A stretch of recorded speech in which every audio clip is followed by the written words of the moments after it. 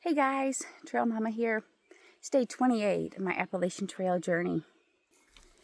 So yesterday I hiked 29.5 miles on the trail to the Weary Feet Hostel. So PR'd my mileage yesterday. I crossed mile 600 as well. Woohoo! The Weary Feet Hostel is at mile 610.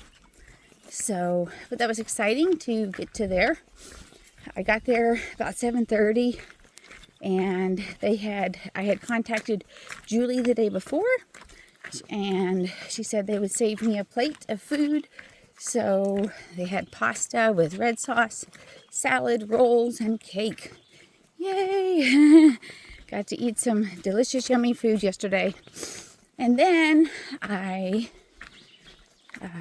took a shower, did my laundry, got my resupply box, which I had sent to there, and went through that, and then did my journaling, went to bed, got up this morning, and enjoyed breakfast. They served breakfast this morning of pancakes and scrambled eggs and sausage. So that was wonderful. So I got out of there probably about 8:30 this morning.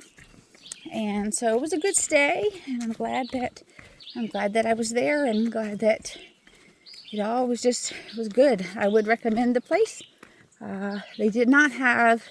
They offered private rooms, but they were sold out of those, so I ended up having an indoor bunk. And so I shared the room with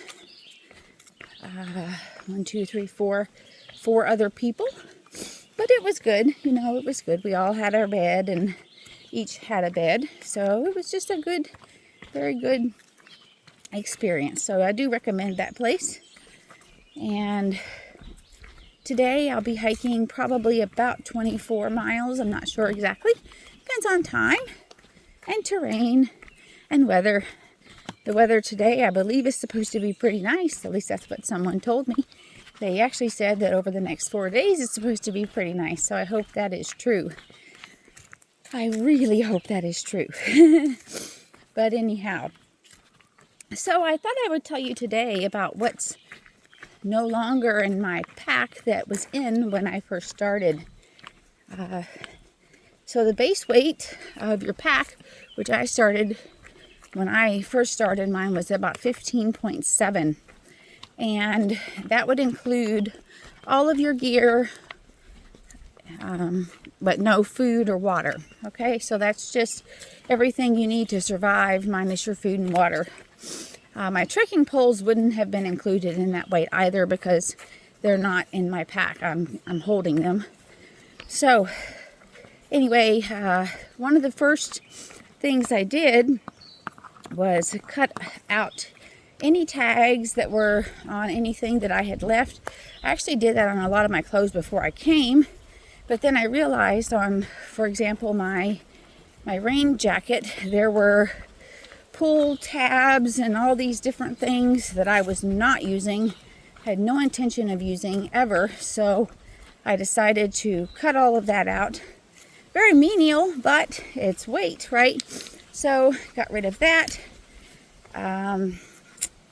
I sent home a pair of shorts, which was an extra pair that I brought. I threw away a few things.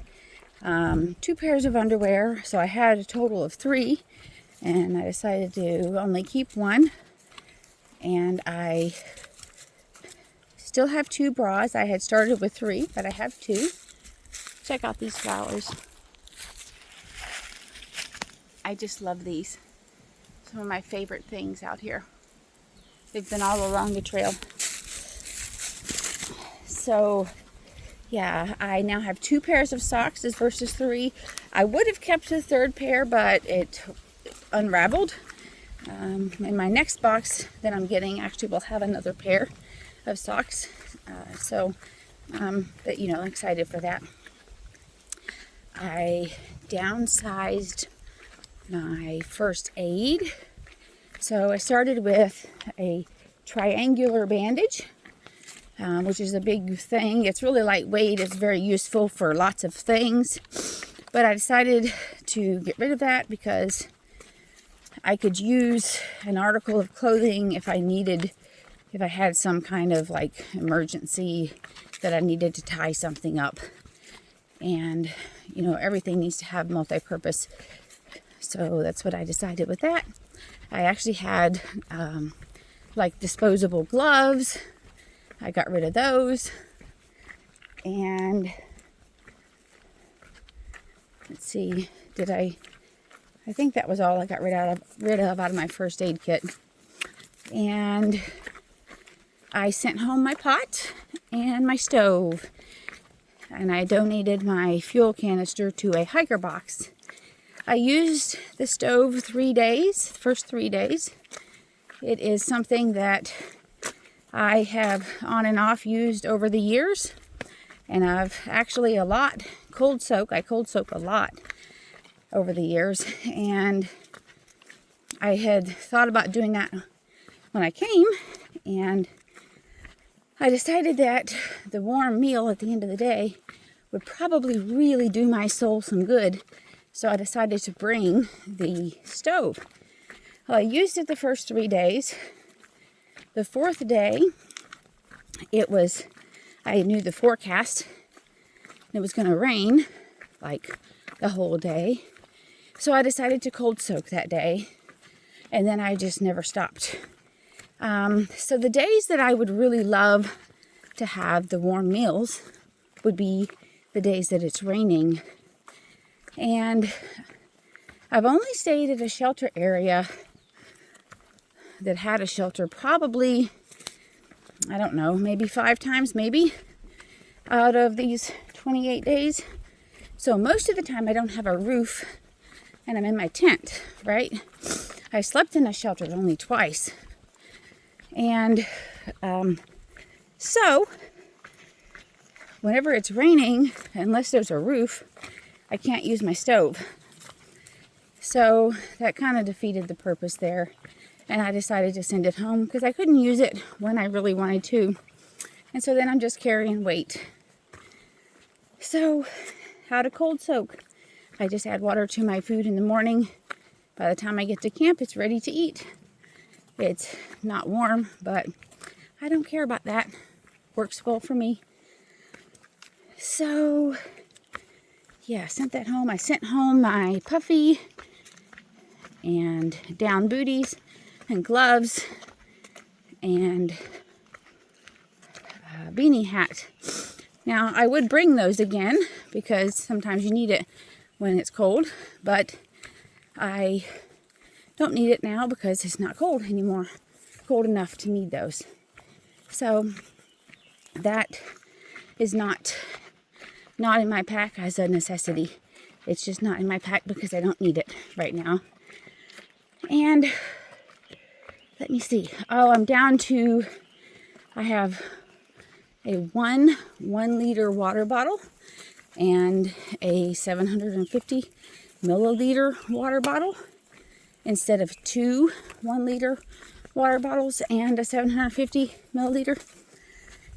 So I have a water filter and a CNOC bag. I have the ability to carry a lot of water if I need to. I didn't really need 2 1 liter bottles. So change that. And I think that's probably about got it. That's things that's not in there now that was in there at the beginning. So we make adjustments along the way to make our journey easier. So, and adapt. And through all of this, we learn that we carry so many things that we don't really need. And this is teaching me what I'm carrying that I don't really need. Learning to let go of so many things. And that is wonderful.